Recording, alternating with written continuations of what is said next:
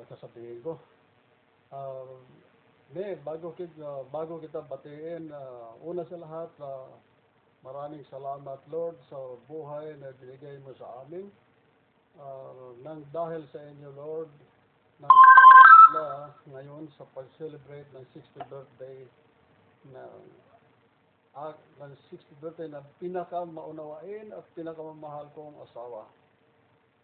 May happy birthday. Sabi nga ni JR, Mama, marami ka nang libre dahil senior citizen ka na.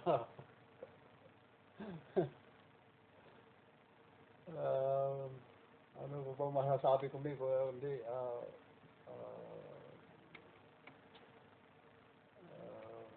wala man ako sa araw ng birthday mo.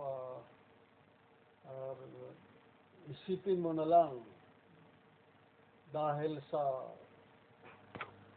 aking trabaho at promise ko naman sa iyo na walang kukontra o baka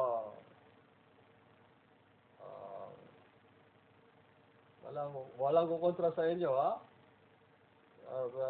Sana masaya ka sa kaarawan mo. Kahit wala ako, masaya din ako. Happy birthday. I love you. Yun lang masasabi ko na. Mahal na mahal kita. Happy birthday ulit.